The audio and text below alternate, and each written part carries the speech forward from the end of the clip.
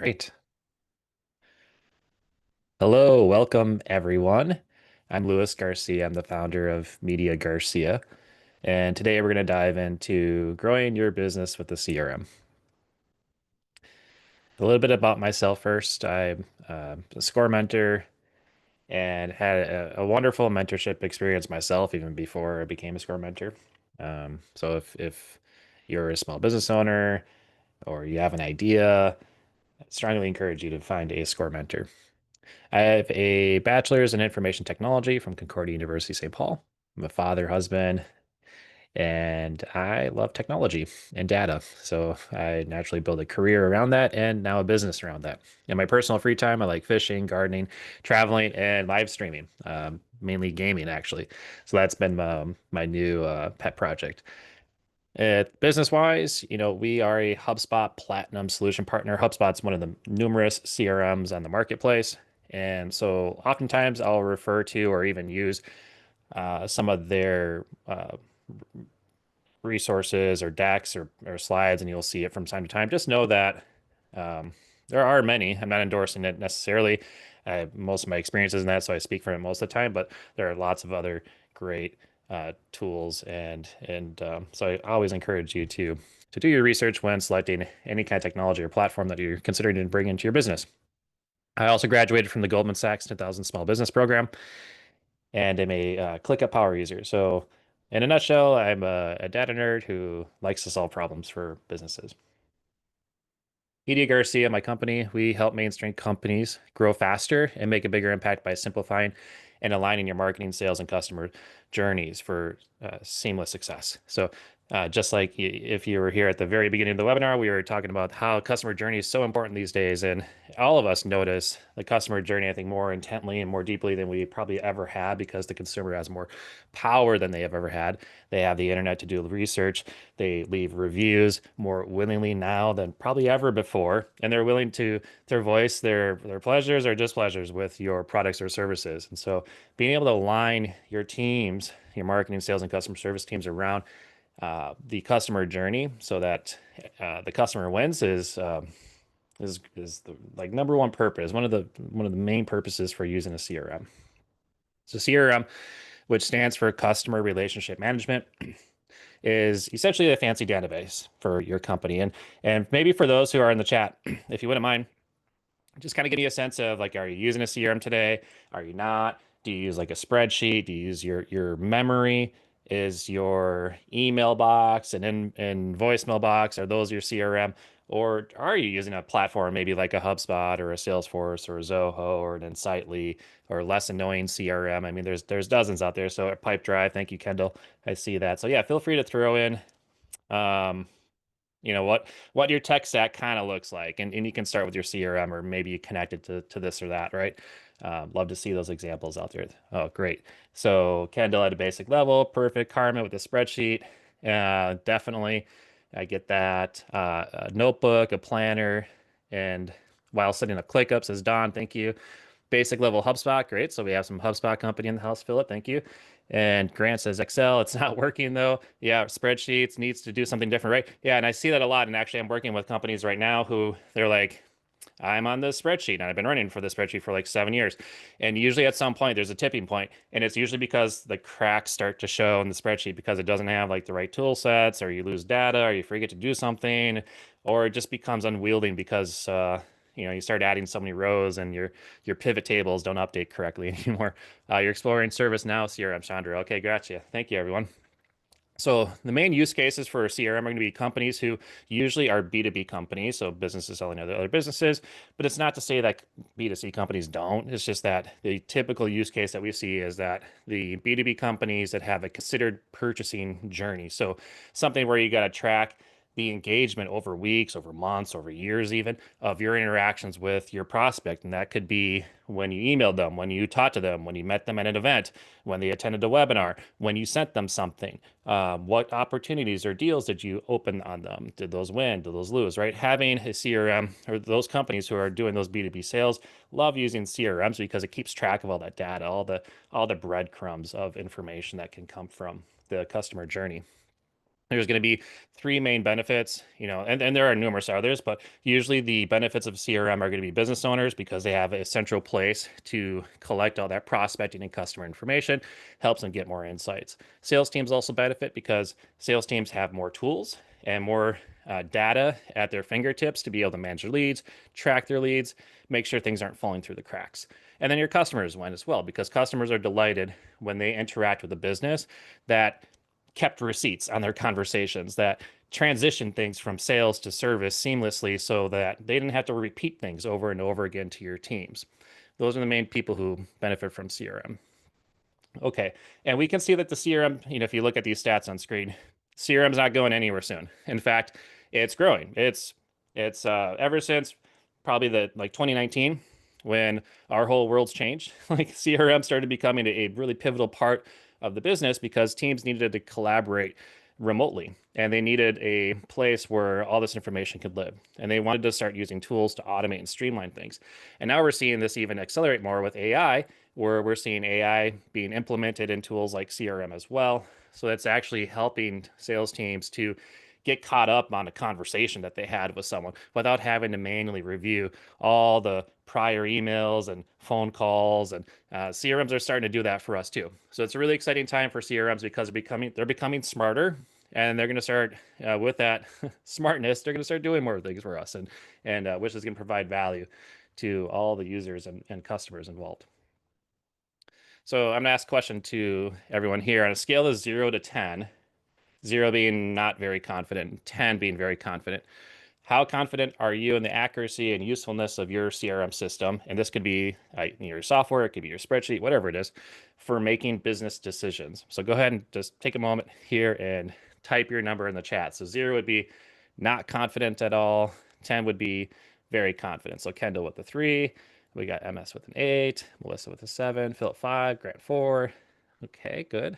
So a good variety of numbers. An 8, 6, 4, 6.5. Okay, good. 4. So let's just say average seems to be about a 6 or so, right? And so chances are, if you're in the range of 6, you probably are, from time to time, you might ask these questions about yourself, right? Like, what's the ROI I'm getting from these campaigns? Or I hear this all the time from customers. Oh, we tried this social media campaign. I don't think it worked, or they're just like, I know it didn't work, and I don't know why, and so they're trying to understand like, what's the ROI from the campaigns, particularly if you're paying campaigns like in ads or paying a agency to do social media or email marketing or any kind of lead generation for you. These confused, concerned CEOs might also be wondering, why are their sales down? Will they hit their revenue goals? So they want to be able to, y'all want to be able to forecast, right? And say, yeah, I think in Q2 we're going to hit our goals, or we're going to exceed our goals, or this is where I think our revenue is going to land. Also, customers want to know, that we work with our clients. They want to know, like, what is marketing influencing? So they want to know, did marketing bring this lead in and queue it up for our sales teams? Because marketers love to talk about ROI. They want to demonstrate that their efforts are working, and also understand what is working and what isn't working. Because at the end of the day, we're all business owners here, right? Or I'm sure like a leader in some capacity within our business. And we have to deal with this type of formula, right? Which on paper, it seems simple, right? Like we grow companies by making money, right? And how do we make money? Well, we sell stuff and we sell it more frequently. And we do that by finding people who we could sell to and try to sell it to them well, right? And so, this conversion formulas, whether it's for a customer or whatever it's for revenue, on paper it seems very simple, but in reality, it might feel like something like this, when we're trying to run our business and bring in sales and manage our debt and profitability. And now you have all this accounts receivable and people aren't paying you on time. And you have all this inventory you're trying to get rid of, right? At the end of the day, the system becomes very unwieldy. And that's where a CRM can come in to help to say, okay, well, here's where our sales are at. Here's where our pipeline's at. Here's where our forecasted revenue is at. And be able to bring all these pieces together so at least we can start to solve some of the puzzle and what drives business growth. And so now I'm going to introduce the Smart CRM. And also, as I go through a lot of these topics, feel free to ask questions in the chat. You could use the chat. You can use the Q&A feature. And happy to stop and elaborate on things. and um, and there will be a time as well at the end of the presentation to go through any kind of questions. So I'm going to introduce this concept about a smart CRM. Now, this is a coined trademark phrase from HubSpot. So this is the direction they're going into as a company. But know that nearly all CRM business companies are embedding AI into their products, and in one shape or form, they're doing something like this, right? So take that and let's dig into it. So the CRM relationship has changed, right? So managing customer data is no longer just about the customer profile or who their buyer persona is, right? We need to be able to, do a lot of different types of things now with CRM customer data to centralize our teams and bring systems and tools together to automate, to cleanse, to enrich, and to connect, your teams together with centralized systems and tools. Traditional CRMs don't work, and I'll put spreadsheets into this mix, right? So your traditional CRM might be a spreadsheet, it might be a notepad. What tends to happen, and I'll call these like legacy systems, but they typically just won't be able to manage the whole customer journey effectively. There's a couple of challenges here. One might be poor adoption. Might be really great for the person who built the spreadsheet to run their business in a spreadsheet, but it might not be really great for someone else to adopt your spreadsheet tactics, right?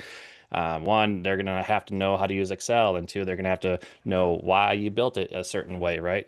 And then as you start inviting all these different users into your spreadsheet, guess what happens? Oh, I overwrote some data. Oops. Oh, I deleted that. I didn't know you needed that. Oops. And so all this stuff starts to happen, which is going to lead to poor adoption, slow implementation, and then you start to have an incomplete view of who your customers are. And then also additionally, as companies face stagnant growth, there's a pressing need for teams to drive faster results. But without having your data oftentimes in one place, this becomes more difficult to accomplish. Oftentimes, businesses starting out have their data scattered across a lot of different places. They could be in spreadsheets, they could be in their email box or the business voicemail box, they could be on a stack of invoices on your desk. When the data is all over the place, it makes it really difficult to make sense of it and to analyze it and see what's driving your growth and be able to kind of reverse engineer your growth in the business. And so these teams are oftentimes desperate for tools that can accelerate without compromise. So, looking for customer data to be unified into one place so that they can use the right tools and gain the right insights from their actions. And also, teams are using bad data, which leads to bad actions and incorrect insights. Anyone else have bad data, right? It's like I certainly am always working with data, and that's like a huge thing that at my company we deal with now. Actually, a lot of companies come to us and say, "Hey, we attended 10 events last year, and we have all these different spreadsheets, and we try to combine them all, and oh, it got weird, and then we try to import it into our CRM, and now it's a mess, right?" And when companies have bad data or inaccurate data, that mistrust starts to kind of seep into people's minds, and then they stop using the tools because they're like, oh well, it's bad data anyways, and so why should we bother using it, right? So that's going to lead to poor outcomes, for the organization when that happens, and it's also going to lead to disjointed experiences for the customer. So every part of the business, right, gets impacted by that. Marketing teams struggle with segmenting their contacts and understanding their personas and where people are at within the marketing journey. Your sales teams could be missing opportunities, or deals are falling through the cracks, or they forget to follow up with a lead that marketing passed off to them. And your service agents might have to repeat themselves over and over again because sales promised all these things and collected all this information from the client, but never handed it off appropriately to the service team. So then now they're on two different pages, and your customers has to repeat themselves, and they get annoyed by that, right? So all those things we are trying to avoid. So this is where the smart CRM comes into place, or a CRM period comes into place. It looks to unify all this data, the teams, and your tech stack all together. So a smart CRM combines these to create more personalized customer experiences at scale.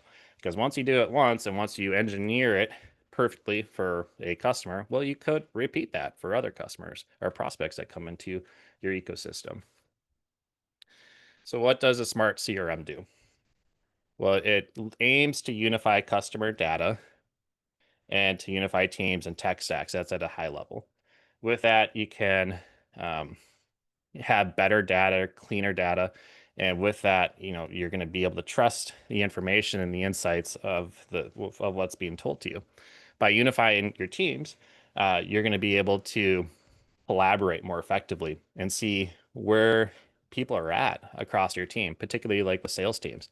If you have a small sales teams that you're trying to manage and motivate, well, then getting your whole sales team onto the same tech stack so they can see where their pipeline's at and how much leads are they generating or what's their win rate and their close rates. Those types of things are going to motivate and unify your teams. And then unify your tech stack. A lot of companies nowadays, uh, are probably, typically small companies are using a dozen or more distinct pieces of software, right? And as they grow into like a mid-cap company, this truly starts to grow at scale, especially when companies get to a point where they're mid-cap and they kind of have pyramids or departments within departments, right? Each of those departments start using their own tool sets, and before you know it, you have a very convoluted tech stack. Does anyone here feel like they have like way too much tech in their business?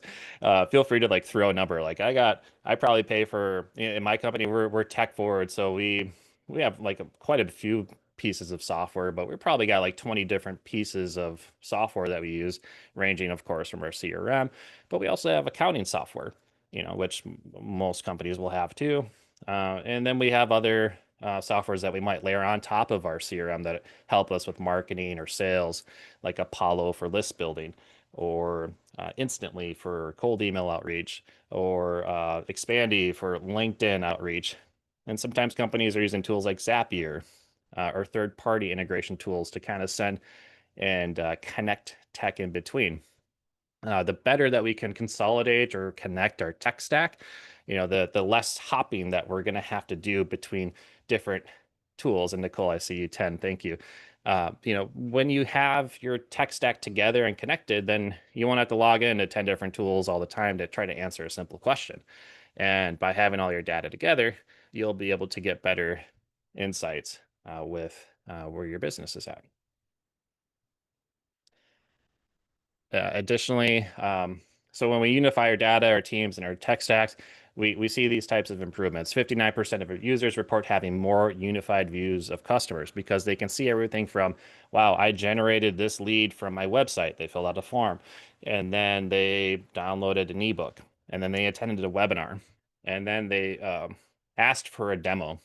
Now the sales team got involved and they called them 4 times, had 2 meetings, sent a proposal. It got kicked back and forth for a couple of weeks. And then they eventually won the deal, right? And then it got handed off to the customer service, the service success team, and they onboarded the customer and they've been working together for weeks. When you have a CRM that's tracking all of that in one place, you're going to, as a business owner or whatever, as a business owner, you're going to be able to go in there and see that whole journey and say, wow, okay, well, I want more of that customer. So how do I, what was that customer's journey? And how do I reverse engineer what they did or what they went through so that I can get more of those customers? Additionally, users are 23% more likely to consolidate on one platform. So that just speaks to a desire in the marketplace to want to consolidate and have better integrated and connected tools.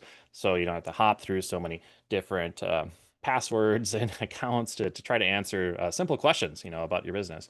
Additionally, customers reported that they're 31% faster time to implementation for a CRM and tech stacks when approaching the smart CRM, when using this smart CRM.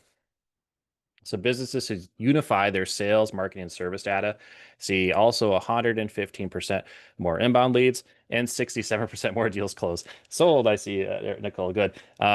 Yeah, so hop in between all that, you know, did I get paid by this invoice? I think that's like a classic one. A CRM and accounting software. You connect those two pieces of software together, like you'll be able to see, oh, here was your prospect journey. Now you became a customer, and here's all your invoices, right? Oftentimes, people use like QuickBooks Online or um, or similar accounting software, and those systems become disjointed, right? And so now it's like, oh, did I get paid by that? Okay, let me go log into my accounting software, and it's like, nah, like you could probably save 2 minutes if you just had it. And imagine those 2 minutes you saved times 100 times because you do this, every month, and before you know it, you're spending hours just typing passwords. And so we're trying to get you out of that. Other potential benefits, right? It's going to be easy to use, it's faster, it's more unified, right? Those are the things that we're after. So it sounds like Nicole's already sold for change. How about everyone else? I'm kind of curious to hear, are these some of the challenges that you've seen? Maybe there's some what ifs or buts in the chat. That's okay. I'm totally great with um, getting with wherever you're at. So feel free to, um, you know, uh, uh, share with us, what's happening. But know that when it comes to customer data, Smart CRM stands alone. It's about unifying customer data. And so I'm going to go through like some more examples here. Now, again, these examples are going to show like HubSpot screenshots and that type of stuff. And this way, you'll be able to get a sense of like, oh, like that's how a sales team would do something like this or whatnot. But these are going to be about 8 different like major use cases that I've run into. And the question in chat I see here, what is the name for the tech stack you mentioned for list building? The one that I've used the most is Apollo.io. So they're pretty well known for list building, so you can kind of target an industry or job titles or location, a lot of different factors, and so that tends to be one. But and again, there are many, but that's the one I probably have the most experience with. Okay. Um, we got 8 different kind of use cases. I'm not going to spend all time on each one the same because I think each one has slightly different weight. And to do this, we're going to talk about a fictional company called Breezy Thermostats. So Breezy started 3 years ago. They're a B2C business selling smart thermostats. And they've been using HubSpot as their main CRM for marketing, sales, and services. However, with recent growth and expansion into servicing B2B customers, Breezy executives are wondering how Hub can help them scale to meet their needs, recommend products, and gain deeper insights on where to invest for future growth. So they aim to centralize their systems to get a complete view of the business. So they've been on a CRM for a couple of years. Their previous platform was 4 different siloed CRMs. So in this case, it might have been like 4 different spreadsheets for different departments, all doing their own thing. And some of the challenges that this company faced was that, you know, um, that they couldn't achieve a centralized system to provide visibility. They lacked the proper quoting and invoicing, particularly in bulk for their new B2B customers. They had challenges in centralizing data for the ERP systems and accounting tools. They wanted to increase cross sales by offering personalized recommendations, loyalty program, lead assignment, and data quality automation. So some of the solutions that were offered were to get into like security and user management, generating quotes, integrating with their ERP and billing systems, offering mass personalization, developing a strong loyalty program, and automate and routinely clean their data. So let's get into some of those examples. Okay. So the first one is around maintaining control for growing teams. So one consideration when thinking about your CRM is it's a tool that's is great even if you're solopreneur or team of one. I did that during my own journey. I in my own journey as a business owner, I used to moonlight while I was working full time, and then I went out on my own team of one, and then I grew a team. And at each point of the stage, the CRM was key for me to have in place because it was something that I could bring in other people to while I was growing, right? But while I was bringing in other people, I just didn't want to give them access to all the data at the same time, because it was going to overwhelm them, it was going to distract them. I just wanted them to see the key stuff that they needed to see. So a smart CRM will one key component is to manage what people have access to and what they can see. So that way they are focused and they're intentional in their activities within the tool. And so a smart CRM would allow you to do things like set maybe user presets, set like different kinds of permissioning systems, even organized teams. Sometimes, if you're a scaling growing company, you might have numerous sales teams, or you might have where they're divided by different geographies, and you want to compartmentalize them for reporting or for even like visibility and access. A smart CRM would allow you to do that. So that way you could say, here's our West sales team, here's our Central sales team, here's our East sales team, and maybe they have different permissioning, so that way they can't see each other's deals, um, but the sales manager would be able to see all of it, right? So that being able to govern the data and the access and limit access where needed is a key piece for a smart CRM. You also want to take advantage of things like simple sign-on, wherever you can log in with like a simple sign-on. Again, it's just going to automate things more quickly. Other very useful tools that you would want to track within a smart CRM is to have an audit log of what's happening and changing. This is where oftentimes like a spreadsheet will fail because it can be difficult to see who and when a spreadsheet was updated, or who changed something, or did someone delete some stuff? Did they edit things? The nice thing about CRMs is that a lot of these changes that are happening are going to be tracked. So you're going to be able to see, oh, this person logged in and then they changed something, or they deleted something, or they exported something. This is going to support in troubleshooting and compliance requests, and for making sure that you're not losing any data. Yes, there will be a copy of this presentation that's sent after this after this by email. Yep. Okay. The next business objective for this thermostat company was to establish a strong market presence and foster sustainable growth via a B2B channel. So remember, they were already in B2C and they were having some success there. So they wanted to pivot into B2B. And to do that, they knew that they would need things like a prospecting workspace, a space where their sales teams could come and log in for the day and see like a unified view of what their activities could be. They also wanted to streamline and personalize and automate their quoting and invoicing process to make it more streamlined, and to connect with a sales tool, and in this case called Deal Hub. So Deal Hub is a quote configure price tool that allows you to like quote and configure like very complex, or even simple, but up to, can be very complex B2B opportunities. So let's see some examples of this.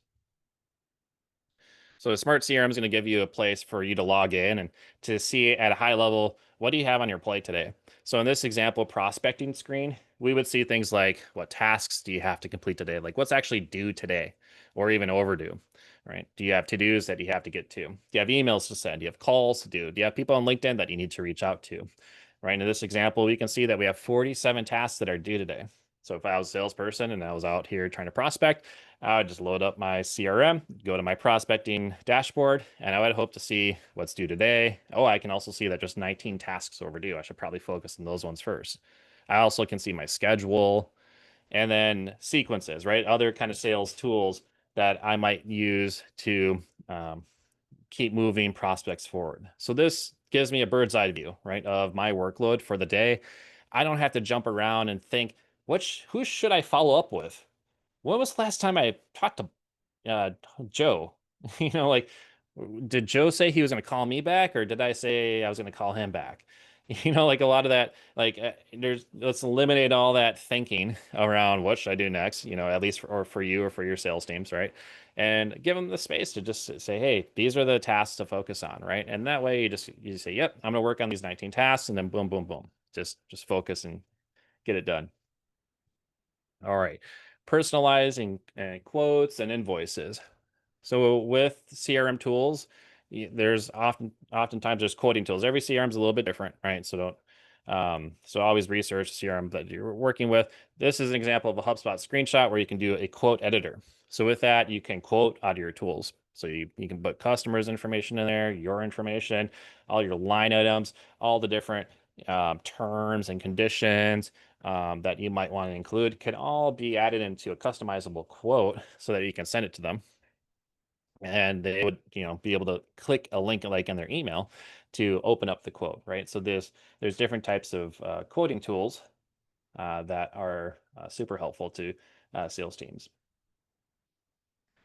Also, you can manage quotes. So sometimes you can create quotes automatically. So say someone um, went to um, like an event and maybe requested a quote for you in person, right? Um, there are ways to automatically create and manage quotes and even manage quote approvals. So if there's, you have a small sales team, but you're a sales manager or your sales manager wants to be able to approve quotes before they're sent out, then there can also be quote approval processes that are built in to your CRM. And for those companies, I'm not sure if anyone's using like a CPQ or a configure price quote tool, but oftentimes these configure price quote tools will, like SaaS companies use them a lot because they might, the person that they're selling to might select different types of licenses, maybe different durations, and they'll configure this quote, right? And with that, your CRM ought to connect with whatever kind of pricing or quoting tool. If you already have one in place today, like if you're using like a Deal Hub or any other pricing tool, if you're looking at a CRM, if it's not doing all of the other CRM activities, then you want to make sure that it integrates with it because there's so much richness and good data within your any of your configuration, pricing, or quoting tools. You want to make sure that those are definitely integrated with your CRM. This thermostat company also wanted to have a centralized view of their data that spanned multiple systems, and they wanted to customize their CRM to see this custom data. So in this case, we can kind of see a GIF. It's a little blurry, but you can see that this is connecting to a Dynamics 365 ERP. So this would be for a company that's running, they're using HubSpot, and maybe they're using HubSpot for their marketing and sales, but it's not a ERP system like Dynamics 365 or NetSuite, right? For those companies that might be using those things that would to handle, say, like inventory, um, or like B2C sales, for example. So integrating your ERP, and this is just showing this example over and over again, but you can customize your CRM so that when you click different buttons, or you can customize the screens to be able to be taken to those other tools. So kind of going back to, oh, I don't have to hop through another system and type in another password usually, right? Usually once you integrate it, it's set. So, and it's all there ready for you to use. So integrating with your third-party data and customizing the CRM can allow you just to hop in between those systems quicker and consolidate into a single source of truth and be able to answer those questions that you need more quickly. And here's another example of just customizing a CRM card. So this is Brandon Jaruski, and with this record, we can see different properties about them, and then we can see like there's different buttons that you can kind of program. This little button here, it says request approval, but we can use custom actions and customize the interface of our CRM to give us exactly what we need, right? And which I always strongly recommend, because when things are customized and you see only the things that you care about, then again the adoption is going to get better. And because when we see a lot of clutter or we see a lot of distracting things, uh, then the adoption is going to stagger and the handoffs are going to struggle as well. Nicole, I see your question around can you integrate with SharePoint? And that's a good question. I personally hadn't worked on a SharePoint integration um, project. Now, there's typically three different types of potential ways to integrate any kind of software into a CRM. First is going to be through a native integration, meaning that either SharePoint and or HubSpot created an integration that connects to the other tool. And HubSpot has an like a marketplace where we can see all the different integrations that are out there. And I'm just actually going to search off to the side here if they have one. So that's one instance. There's also integrations through tools like Zapier or Tray or Make, and these are all tools that are designed to connect between different tools, and they get triggered either automatically or manually, and then they go and do a bunch of actions afterwards. That's another possibility. And there's also custom integrations where any platform that has an API, an open API that we can connect with and send data back and forth on, can also be used with a custom integration. Now, custom, requires development and it's more time, it's more expensive, right? So naturally, if there's a native integration, usually that's the best bet. And then usually look at, oh, if there's not a native integration, can we connect this with a tool like Zapier? And if can't do that, then our last effort is probably to custom integrate these tools together. And so I just searched here, is there an integration? I don't believe there's a native integration, but there could be integrations through Zapier, and there likely would be custom integrations that are possible through the API. Cool. I see another question here from Chad.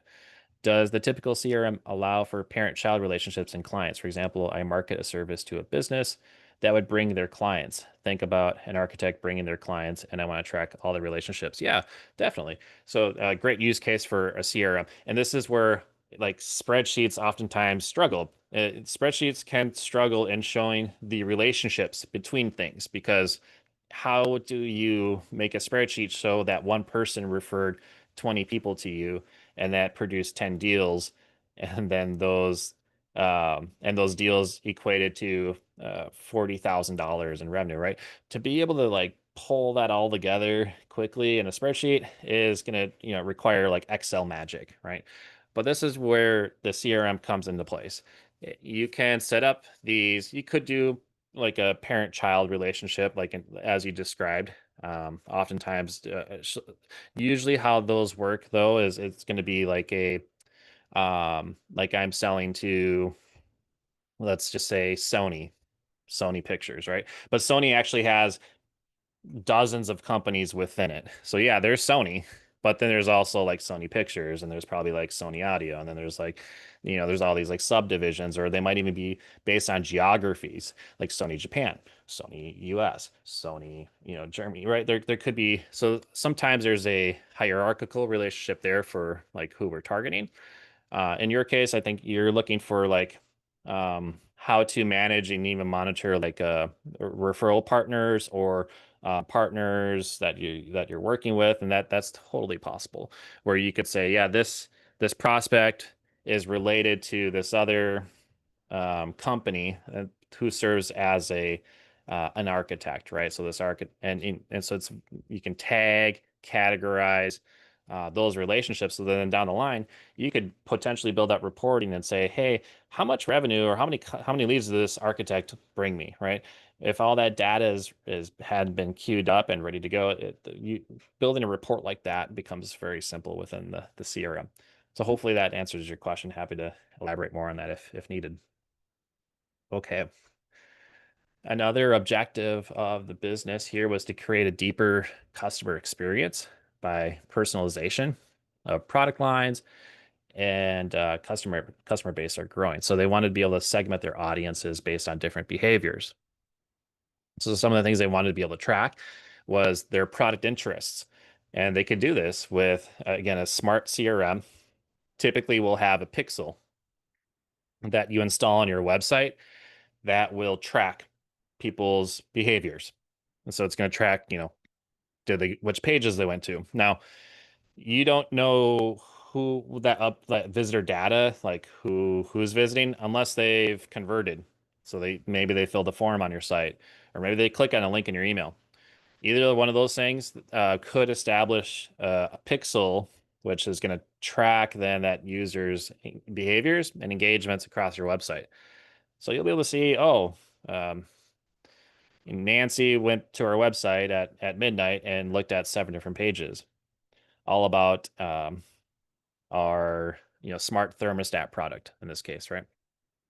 With that information, you might notify someone on the sales team to say, hey, Nancy was doing some research last night. You might want to follow up or send an email follow up or phone call to see, you know, what's happening. Like maybe they're in the zone to make a purchase on this, right? With that, we can personalize customer communication at scale and also share, automate, and report on subscriptions, using subscription data that can be tracked within a CRM. So here are a couple examples on that. So as mentioned earlier, there's with CRMs, typically they'll give you a pixel that you can install on your website that will allow you to track the customer journey. Things that it could track are they visited pages, they clicked on things, and then it can also track like if they opened up a document that was like an embedded document on your page. With all these track pages and clicks, you're able to create better lists. For example, like in this screenshot here, we can see that they viewed the Breezy subscription pricing page. Well, if someone's looking at the pricing page, that's a pretty clear indicator to me that they're at the bottom of the funnel, and it might be an appropriate time for us to reach out. Versus someone who's just surface looking at blogs. They're looking at blog articles. Maybe they're still building awareness, they're trying to understand their problem more, they're doing research, but they're not all the way looking at pricing yet, right? With that, you're able to create different lists for folks to say, hey, sales, follow the people who look at our pricing page, or marketers. When someone goes to our blog and just pokes around our blog, maybe send them a campaign, right, that looks to further the customer journey with them. So with this, we're able to track customer product interests, which allows us to segment those customers better and provide more relevant, tailored, personalized campaigns for those journeys.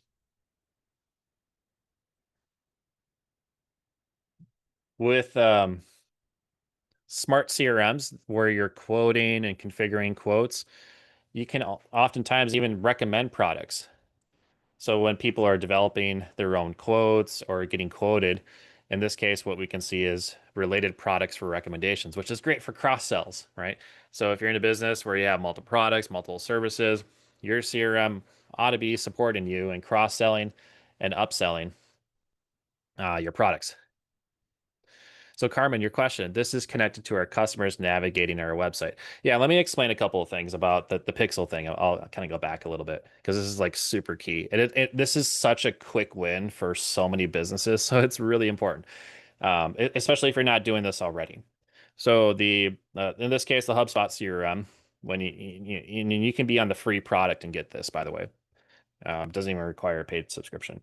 The the free product will give you a pixel where, if you're savvy enough and technical enough, sometimes you can go on your own website and do it. But you might need a tech person to do it, but it should only take it takes less than an hour to do.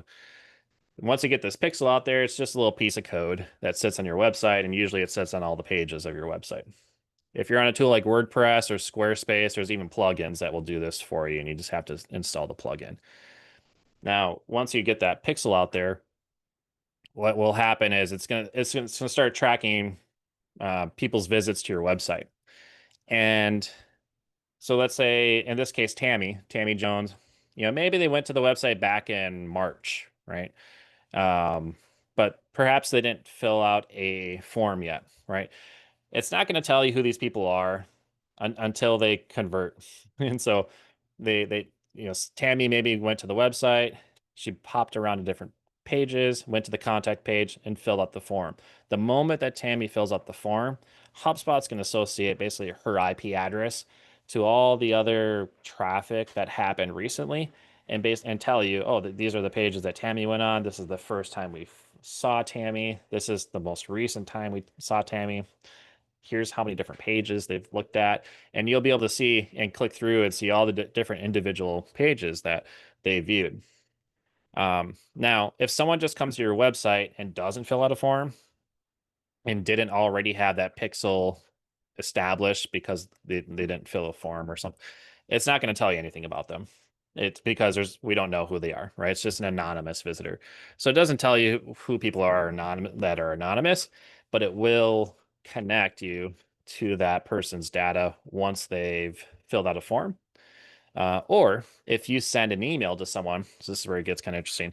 So when you have a CRM with a pixel on the website and you send an email from the same CRM, then when someone clicks like a link in your email, then that will also establish the pixel. So if they click the link on the email, which goes to their website, now you'll know, now the CRM will know who that visitor is because of that email click, because you sent an email to Tammy and Tammy clicked that email and went to a bunch of pages on your website. Your CRM is going to show all that information. And so now you're going to be able to see who's visiting your website. And why this becomes really helpful is especially for sales teams, because without this, you don't know when people come to visit your website to do further research, or, especially if you have a long buying journey, people might, they got a lot of different projects, and so they put their this off to the side or whatever, and they come back to it and they start searching on your website. Well, that's the perfect time to reach back out to again. So hopefully that answered your question. Happy to follow up on that one too. Okay, here's an example of personalized customer communication at scale. So with a smart CRM, you'd be able to send emails like this, which provide recommendations. In this case, we can see um, like in this email here, which is a dynamic email. We have two emails. It's the same email. One is well, actually, they're different emails. One is a programmable email, which says, "Hello, thanks for your purchase of the Breezy Smart Thermostat." And it shows a picture. You may be interested in these complementary products. We have a ring, we have a doorbell, and we have a smart speaker, right? That's one example. Another example, which is also really great for B2C customers that do like shopping carts, would be the abandoned cart email. And we've all seen these, right? Where it's, oh, we noticed that you put this stuff in your cart and you haven't purchased it yet, right? With that, we're able to convert people who maybe just forgot to check out or they got distracted, um, and so with that, we're able to set up our CRM to automate these types of interactions. And for companies that might have like subscriptions, and it could be a software subscription like a SaaS product, but it could also be like maybe you're a mow and snow removal company, and you just have a subscription for your retail customers, right? And every month they pay X amount of dollars, right? You're able to manage these recurring payments that you are managing from your customers and track, what's the recurring amount, when's the expiration date, is it active, right? With that, you're able to track the details of these better. You're going to get better subscription reports, and you can even automate your renewals. So when you know that the expiration date's coming, well, send them a 30-day notice, send them a 15-day notice. If they still have it, resubscribed on the date, send them another notice, right? Let the sales team know, right? Get into action. A lot of these things become automated or just better managed when they're set up well, like within this subscription example. All right. Smart CRM also allows you to report very well. In this case, thermostat company wanted to be able to leverage customer data for better business intelligence.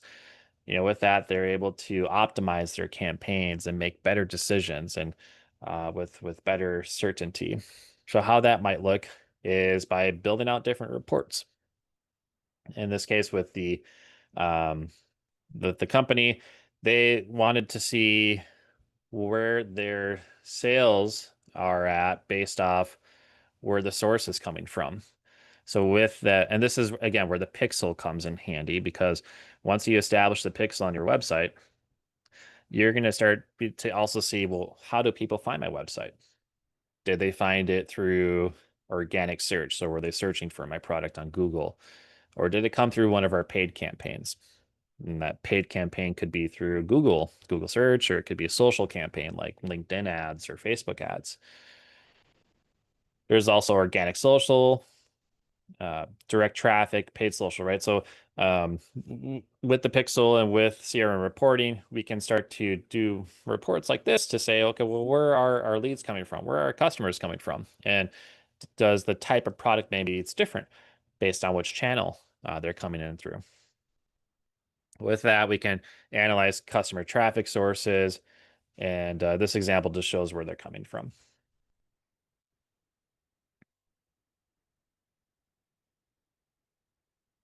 And oftentimes CRMs will allow us to get very complex data, and it will allow us to um, like a almost like a business intelligence tool. This is like Excel, but just a one step further, right? Because one, we're able to oftentimes just drag and drop these reports. In Excel, when you're creating charts, right, it gets really complicated and you got to configure like every single little nitty-gritty detail in those Excel charts, where oftentimes these CRM tools with their reporting solutions are able to do these things and even more, oftentimes more quickly than it would for us to set it up.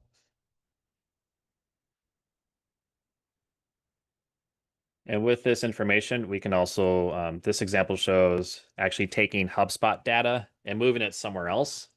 In this case, Snowflake, which is a data warehouse tool that would allow us to, usually centralize all the data that we have within the business. So not only the CRM, but sometimes companies will integrate like their CRM, their ERP, the ERP tool, like a NetSuite. They might have a sales tool like Salesforce. They might have a marketing tool like HubSpot, and and then they also have um, like Google Analytics, and they might be tracking their through like QuickBooks online, and uh, they'll use a data warehouse to bring all that data together into one spot, so they can actually use different types of tools to do reporting and gain deeper insights into data across all those disparate systems. Oh, I love this one actually. So, customer journey reporting is another really super important piece with CRM tools, because the main reason why we're doing this, right, is so we can understand the customer journey, right? So we can see, who are my prospects, who are my customers, and where are people at in between, right? Who are the ones that are almost, who are prospects but aren't customers yet? Who are customers that I'm onboarding or working through the journey? And with journey analytics, we can start to track where people drop off, like, and like start to get a sense of, okay, well, I started with 150 leads, and then 116 had meetings with me, and then 16 requested a quote, and I won five, right? If I can see something like that in this example, like Sankey chart here, which I know is different data, but if I can see where things are dropping off, then I'm able to start to get a sense of like, okay, do I want to work on this drop off? Is there something broken between step one and two where there's a huge drop off? And actually, in this case, in this visual, it's actually between step two and three where there's a huge drop off. So only like a little bit moves forward here. With that, I might say, okay, what's happening here? Is there something I need to tweak about this drop off that would make the whole journey better and more effective? So journey analytics are super important. Okay, and then the business objective here was to drive a unified customer experience by providing the same data and systems to all customer-facing teams. So again, going back to the example where Breezy serves both B2B and B2C customers. And so they have two different sales teams, because sales teams selling to customers or consumers, are generally, it's a different approach than to selling to businesses, particularly if you're selling to like a mid cap or an enterprise. It's very different, right? Usually from the different from the cost and complexity of the sale. And so because of that, you're going to have two different teams, but you're still going to want to have oversight generally as a sales manager or leadership or the board, would want to be able to see at a high level and to empower both those teams. And so with that, they might look at tools like how to automate or manage their pipeline, and then how to customize different kind of customizations. So here's a couple examples here. So because this thermostat company has both selling B2B and B2C, they chose to create a different pipeline for each. So they can have different pipelines where these deals would exist, and that way they could only see like the B2B pipeline versus the B2C pipeline. And they're also able to customize the deal screen. So this is an example of a deal screen inside a CRM. and there's different components to it. So like on the left-hand side here would be all your properties. So this is where you track things like name, the currency, right? There, and all of these properties typically can get customized to fit whatever you care about. So if you're an ice cream truck, for example, you might want to track who someone's like favorite flavor of ice cream is, right? If you're a design, kitchen and bath design, you might want to track, um, styles or preferences or, um, different tastes or even locations, of your clients or prospects, because those types of things will be important to you. Other major components might be showing all the different associations, right? Which we can see on the right-hand side. So like this deal here, which is called tech deal, well, there's different parties involved in this, right? So there's a contact who right now we can see this contact is Tech Terry on the right-hand side. So Tech Terry is the contact that's associated to this deal. But he's also associated to the company, the Pawnee Parks and Recreation Department, right?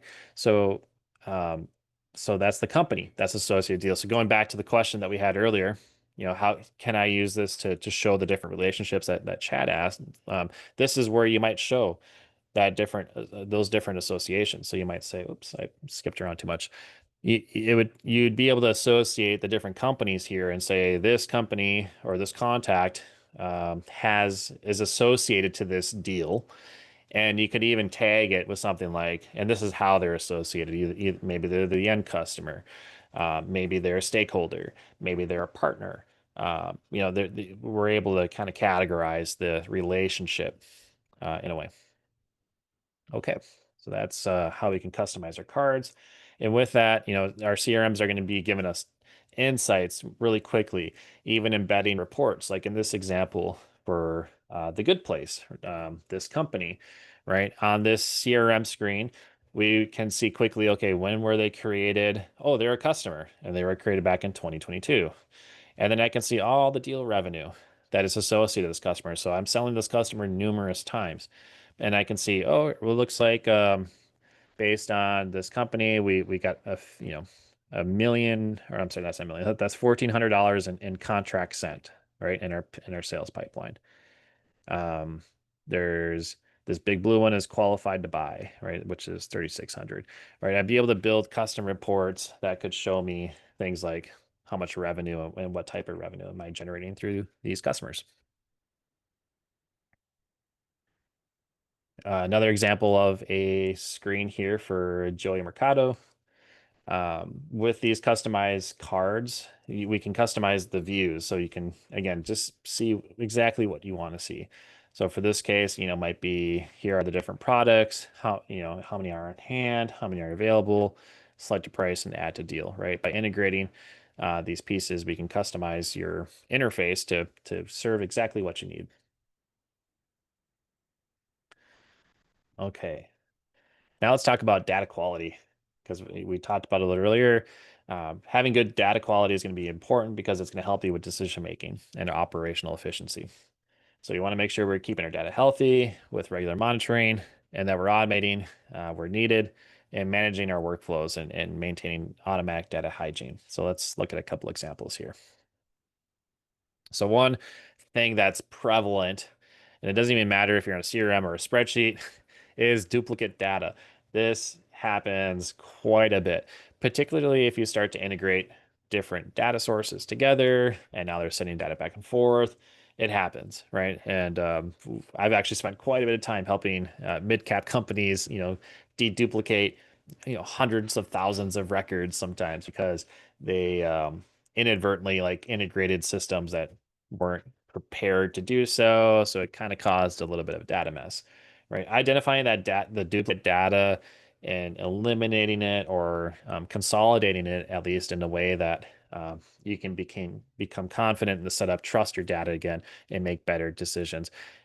Where it becomes a problem is that sometimes you might have two contacts, especially like people nowadays, right? They change their emails or they change their companies, which ends up changing their emails. And so all of a sudden we have four emails for the same person, over time. Your CRM needs to be able to manage those like duplicate emails or to alternate emails that might exist to prevent duplicate data because it becomes problematic when, say, you're using different types of automations for things like, oh, I want to send an email to my customers, and so I'm going to look for a property called customer and send it to just to them. Well, if you had duplicate data, the same person might be on a customer list, and the other person, their other contact data might be not on that list, or they might be somewhere else. And because of that, they could get incorrect uh, information, right? And it becomes bothersome. Other data health that we want to look at is around formatting. So just making sure that your data is formatted correctly and consistently. Again, it's going to help with any kind of follow-ups or automations that you might be performing. And with that too, because we've been talking about syncing tools together, now it becomes important to monitor the health of those things. So usually, if you're integrating like a HubSpot or a Salesforce or Deal Hub or any tool for that matter, usually there ought to be a place for you to monitor the health of that to say, okay, are there errors or were there sync issues, anything that might be problematic that needs to get handled.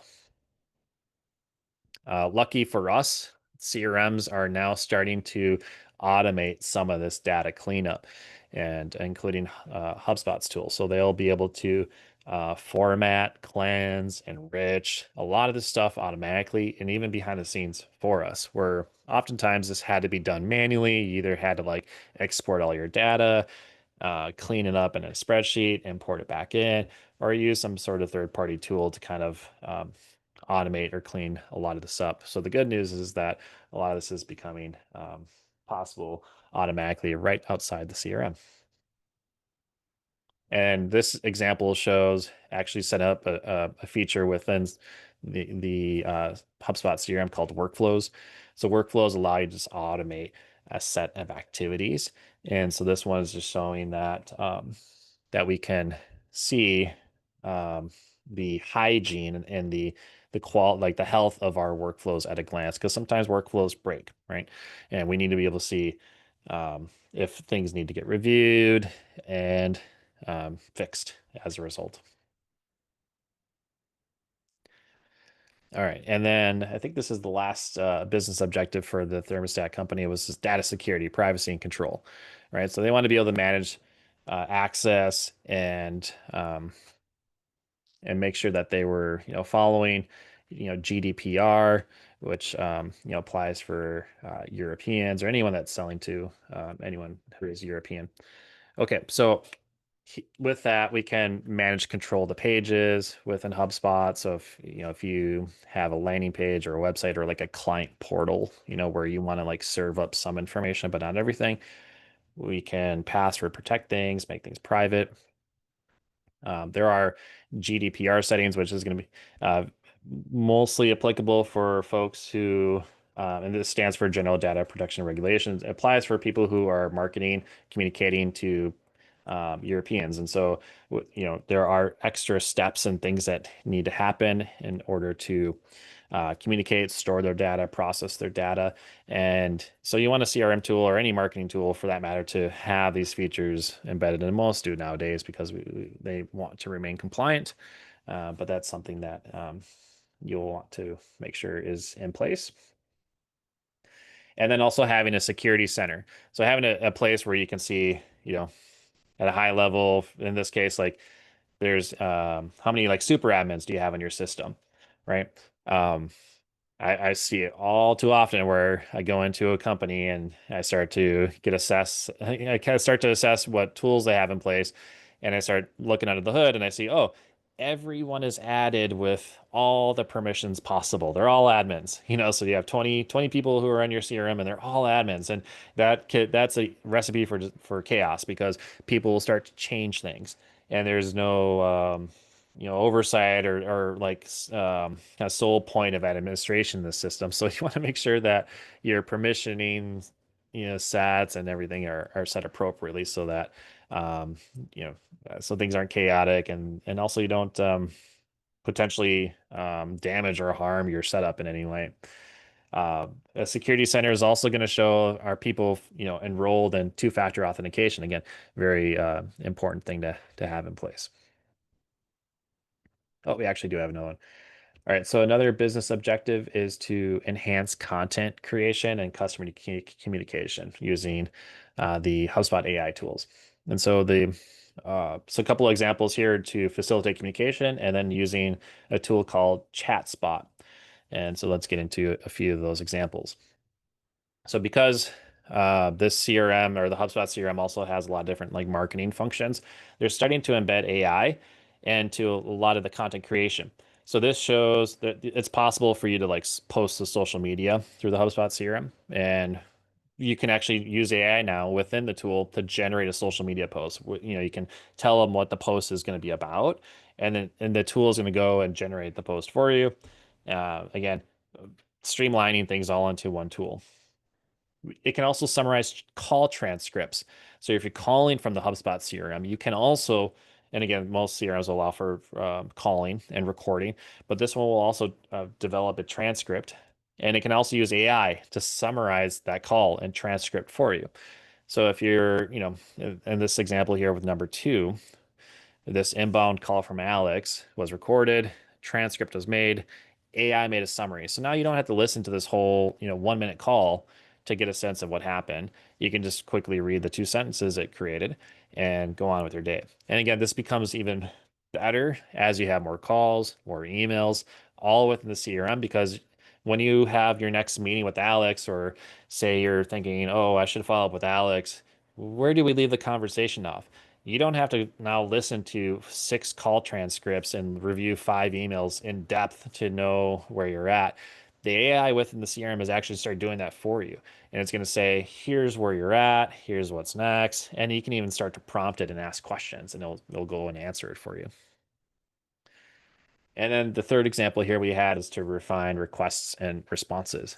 So um, we can use AI to refine. In this example, the number three here shows it's a very small image, but it's an email that's being sent to a contact, and you could write an email out and then use AI to say, "Hey, expand on this, or shorten this, or change the tone." Which is again very interesting, because you can also embed your brand tone into HubSpot and say, I want to have a funny, whimsical tone for my business, right? And it will start to incorporate that into all like the AI content and responses that are being created by the tool.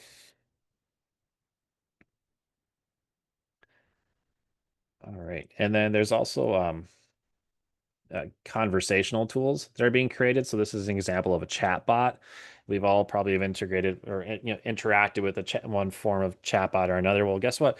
Like having a chat bot on your site is fairly accessible nowadays. Like it used to be pretty complicated, and you had to program it quite a bit and train it. These tools are becoming very advanced, and it's using all of your knowledge base data. It's going through your website to build questions and answers. And when the bot can't answer a question, it's going to send you a report to say, hey, I couldn't answer this question. Do you want to provide an answer that I could give next time? So it's becoming just more intelligent, and it's going to start streamlining interactions more effectively for you. So this is an example of using ChatSpot. So this thermostat company did a bunch of different stuff, right? That we kind of covered a lot of advanced features. Some of the stuff might not totally apply to you, right? If you're a solopreneur or just have an idea and getting going, but the foundations definitely do. And it gives you a place to kind of scale and see into the future. Like where is the appropriate tech stack to align with? Now, by combining all these different features together, Breezy was successful in aligning their teams, leveraging their data, customizing their platform in a way so that they could use automation and rely on automation to help them achieve efficiency and increase productivity, which led to more revenue without having to increase headcount. Which is great. I know this was a fictional company that we've been talking about this whole time, but here's actually a real customer of that went on a similar journey, right? And so Axis conducted a major reorganization of their sales team, and they needed to rebuild. Some of the challenges that they had before switching to the CRM, they had implementation challenges. They also wanted to make sure that they weren't disrupted during this change. They were concerned about user adoption, ease of use, and integration, right? Now, the solution was to upgrade to these different hubs or marketing hub, sales hub. It's just different product packages. That's all that is. With that, they were able to increase their productivity, user adoption, and they aligned their marketing and sales teams into one ecosystem. So they were able to save money on their tech stack. They were able to increase their calls to actions and also increase their sales qualified leads. All right. There are a couple of additional resources.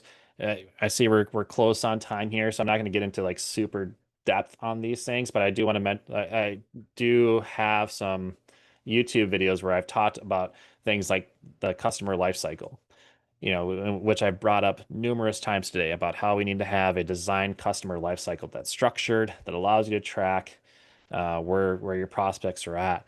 And oftentimes we categorize these customer life cycles into different life cycle stages, like you see here. This is just a very basic life cycle stage, which goes from I have a subscriber, which might be someone who subscribed to your newsletter, versus a lead, someone who maybe gave me a little bit more information, like their name, their phone number, their address, right? And then we have MQL, which stands for Marketing Qualified Lead, and SQL, which stands for Sales Qualified Lead. What that means is that those respective companies looked at that lead and said, they put their stamp of approval that yes, marketing generated this lead and it's qualified. It's qualified for the salesperson to look at. Then the salesperson has, as part of that handoff, needs to look at that same lead and on their end say, yes, that is qualified. Because if both parties say qualified, then we're doing something good. But if marketing says qualified, but then sales says no, right? Then there was a disconnect there. And we want to dig into that to see, well, why wasn't it qualified from a sales perspective? And then we track opportunities, customers, and evangelists. And there's even ways to drill deeper into this. I'm not going to get into all the details on this right now, but we could look at sub stages within the sales qualified lead stage, which would be, again, for sales teams who are managing a lot of different leads. So they care about, well, where am I at with this lead? Is it in progress? Do I have an open deal? Were they unqualified? Did I try to contact them? Was it bad timing, right? There might be different lead statuses that we track. And then also within the opportunity stage, there's even more sub stages that we might track there, which would be our deal stages. So in this case, it might be appointment scheduled, qualified to buy, presentation scheduled, right? Contract sent, either, and then won or close at the end. Again, these are just high level examples. I get into it way more on our YouTube page where I talk about the mastering lifecycle stages. And I talk about it in HubSpot and I give an example again. It applies in any CRM tool though. And so I show you how I audit other companies' lifecycle stages and show you the data around it and offer some best practices and insights. If you scan this QR code, it'll take you to the YouTube page where you can watch that video as a follow-up. So another topic that I've kind of gone at length around is lead scoring. Lead scoring is another really effective tool for sales teams to be able to quantify and even prioritize their leads. It's great if you're generating a lot of leads and um, you don't know who are the best ones to follow up with, right? With that, we're able to, I've showed here how to implement different types of lead scoring systems so that you can identify high quality leads inside your CRM by assigning different positive and negative scoring values so that it can help you automate follow-ups or notifications as needed. There's another QR code. This will take you to where I talk about mastering lead scoring in HubSpot. And this actually had multiple parts to it. Again, I audit different lead scoring systems and provide best practices and insights on that. And this will all be provided in a follow-up deck as well. So if you didn't get to it now, don't worry, it's coming. Just a note about AI, AI and automation, whether we like it or not, it's coming and it's coming quick, but we don't want to, it's not going to replace our CRM. In fact, it's going to enhance. And I think that's oftentimes what we hear about AI in general. It's like it's not necessarily replacing things, it's just going to enhance things. and allow us to be able to do more with it. So, um, and at the end of the day, though, it shouldn't replace human judgment. We're pretty far from that still.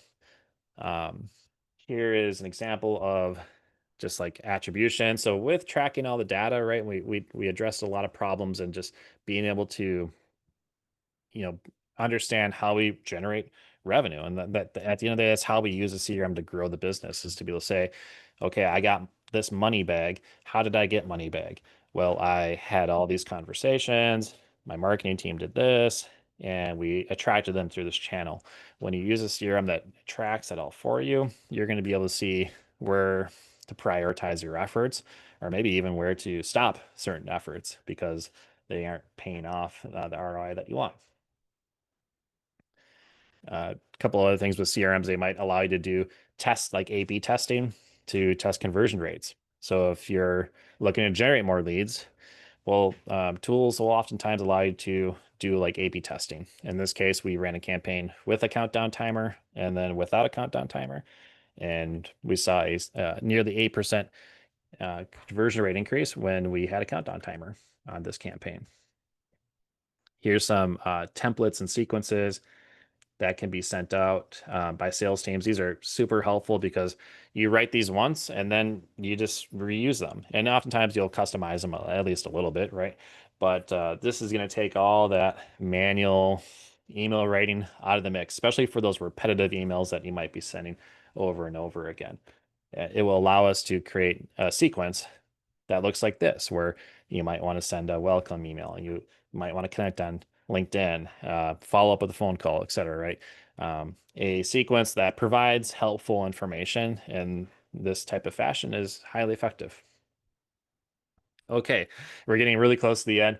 I just have like I think two more QR codes. One's just to connect with me on LinkedIn. So if you want to connect, I share a lot of information there, and I sometimes go live there as well, where I have like open office hours. You can come and chat with me and talk about business growth or your CRM or your technology. That's my LinkedIn. Feel free to connect with me and send me a message as well. Say hi. You saw me in the webinar. Be elated to connect with you. And last but not least, if you want to connect with a meeting, it's not a sales meeting. It's just a way to connect, one-on-one to address if you have like more specific questions that you just didn't get around to asking right now, or if you, want to talk about an idea or anything related to CRM or business growth. Happy to discuss with that. And you can use this to get to my meeting link to schedule time with me.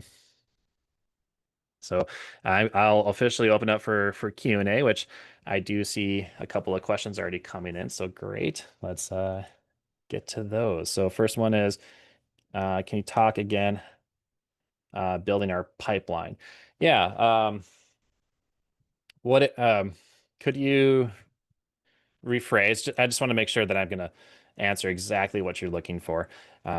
Whether it's like lead generation or if it's like customizing your pipeline. Maybe a little more context there will be really helpful. And then I can answer your second question, which is, can you send mass email in HubSpot with attachments? So, good question. They're marketing. Okay, so there's two different types of emails that you can generally send out of HubSpot. You have marketing emails, which are mass bulk emails that send to a list. Allows you to send to 1,000 contacts, 10,000 contacts, 100,000 contacts, whatever it might be. That's one type of email. And then there's one-to-one emails, which is usually what your salespeople will do, right? They'll log into HubSpot and they send emails, and it actually is using like your Gmail or your Outlook typically to send the email.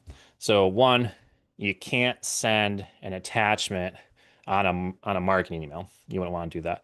And then secondly, I would generally recommend not even sending any attachment in your email because there's a higher chance of it being flagged as spam when you have attachments, because now all these systems, they have to scan the attachment for virus, and then someone sees an attachment in the email and they're like worried about opening it, right? There's like so much more like anxiety, like concern around attachments. So what I recommend instead, there's actually a feature within HubSpot, particularly called documents.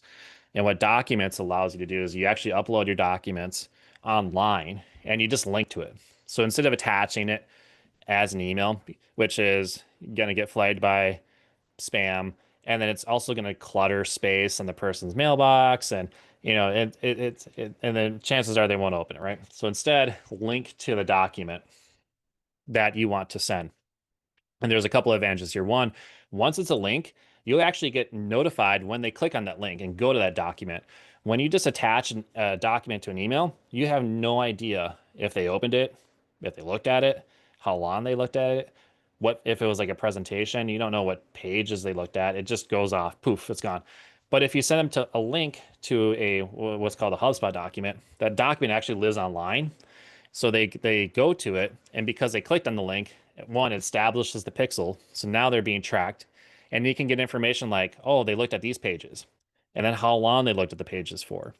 And so that will give you better insight into who's opening those links and how thoroughly they looked at it. Did they just scan the document for 5 seconds? Or did they actually leave the document open on their computer for 10 minutes and went through all the pages, right? That's going to give you kind of better insights into uh, document. Okay, cool. I'm going to read your next follow-up on the pipeline piece, which is, I remember you said you customizing your pipeline, but my question is focusing on building a pipeline to help project for potential or anticipated close business to win. Okay. And then more so from a B2B and B2G perspective. Okay. Yeah, so I think that's where the lifecycle management video that I shared here, I think it will be really relevant to you. So I'm going to pull that back on screen here, which is, yes, the lifecycle stages. So this piece here, I dig into all of this right here, which is what is like the how do we track and use life cycle stages, lead statuses, and deal stages, and like how are they different, and what how should we use these things to drive pipeline generation and moving through things through our pipeline. So I definitely recommend checking this video out. I think it's going to answer and highlight more than I can probably do in the next in just a few minutes here. Um, but yes, making sure that you have a structure and like definitions on what all these things are for your business, and then also like who's responsible for what, right? At what stage? So, what happens when it gets to this stage? Who does what? Do notifications get sent out? Do automations happen? At each one of these stages, we don't want to just track it for the sake of tracking it and having a cool bucket to look at and say, oh, wow, I have this, right? But really what it allows us to do is to say, okay, well, as things start to move through, there needs to be a like cause and effect. I move something into contract sent. So that means I notify the deal owner, I notify the customer, and I make a task in a week to follow up, right? Like we want to get to that point where it's so prescriptive and automated that we know that it's running as designed. So yeah, watch that. I think it'll be super helpful. What other questions do we have?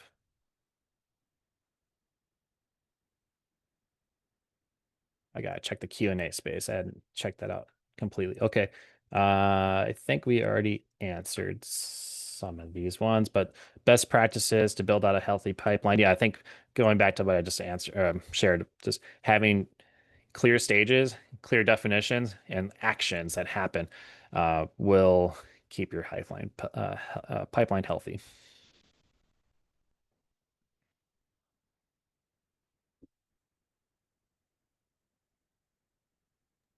Thank you, Lewis. Those are all the questions I'm seeing at this point. If anyone has any more questions, we have just a handful of more minutes here if you want to place those in the chat. But otherwise, we'll probably just thank Lewis for his time and thank you all for joining us this afternoon. Thanks, everyone. All right, then. Just a reminder, you'll receive a copy of the recording, a copy of these slides, which has Lewis's contact information. Thank you, everyone, for joining us today, and thank you, Lewis. Take care.